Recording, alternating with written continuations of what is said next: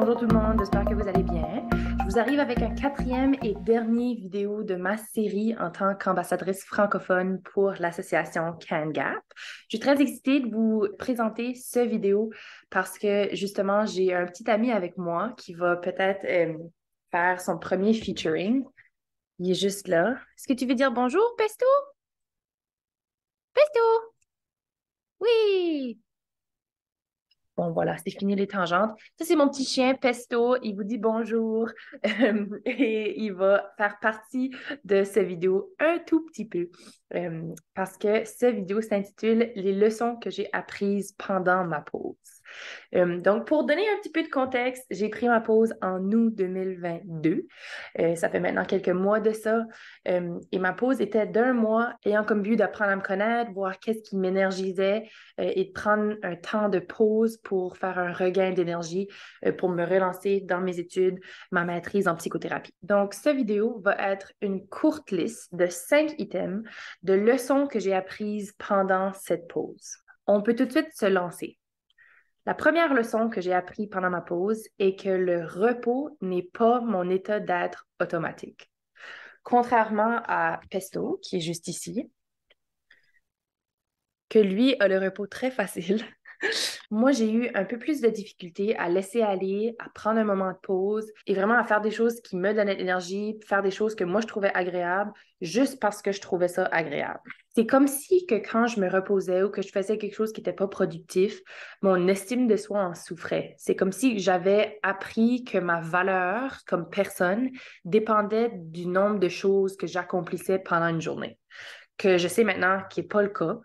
Mais puisque j'avais de la difficulté à me reposer sans avoir un sentiment de culpabilité, c'était plutôt difficile de prendre du temps de pause complet. Puis c'est encore difficile à ce jour, mais je trouve que je me suis beaucoup améliorée en m'ayant forcé d'avoir pris du temps de repos. Ma leçon numéro 2, qui est peut-être un peu, je ne sais pas si c'est pertinent à votre vie, mais moi, je l'ai appris par rapport à la mienne.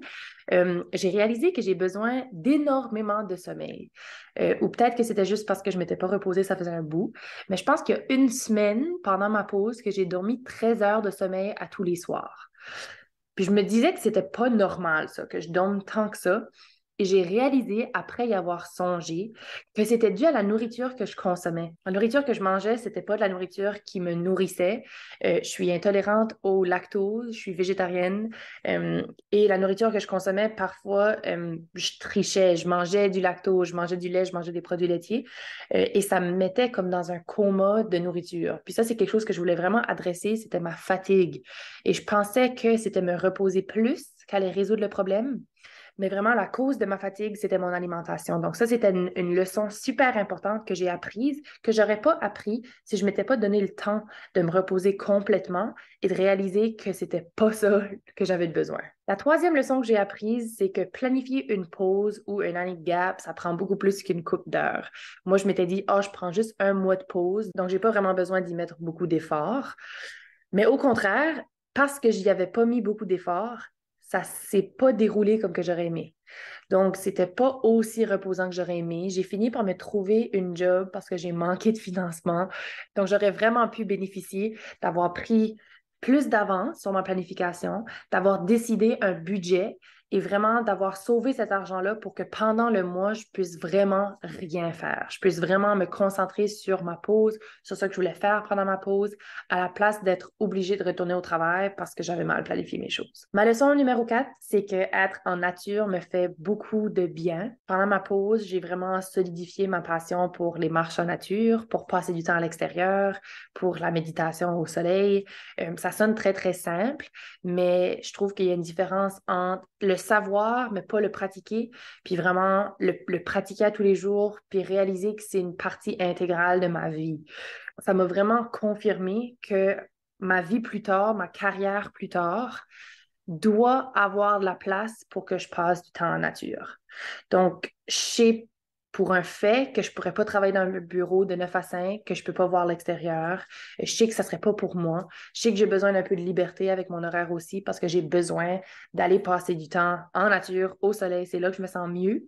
Donc, si je peux me trouver un emploi à long terme, qui est ça le but, que je peux travailler en nature, travailler avec les gens, c'est vraiment ça qui m'allume, disons. Et finalement, ma dernière leçon que j'ai appris de ma pause sabbatique en août 2023, c'est que c'est à refaire beaucoup plus souvent.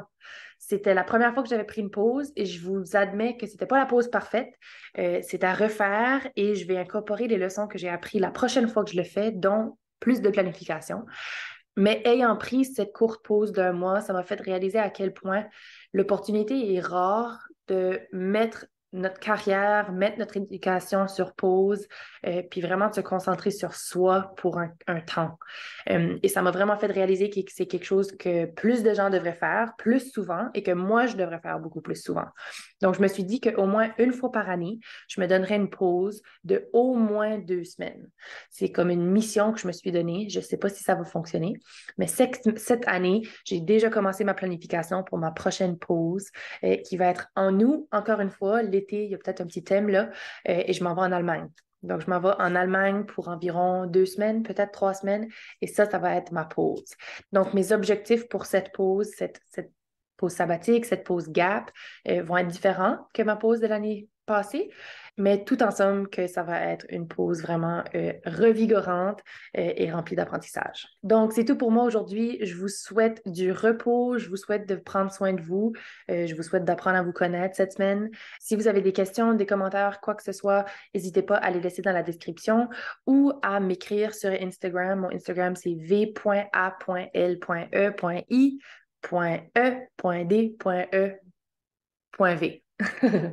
Donc, Valérie Dev avec un point entre chaque lettre. Et ça me ferait plaisir de vous répondre à vos questions. Je trouve que les francophones dans la communauté de Gapeurs, on doit se tenir ensemble et je vous encourage vraiment de prendre une pause pour vous, que ce soit un mois, une semaine, un week-end, une année. Prenez du temps pour vous parce qu'on a juste une vie. Donc, je vous souhaite mes salutations les plus sincères. Passez une très belle journée et Pesto vous dit un beau petit bye-bye ici.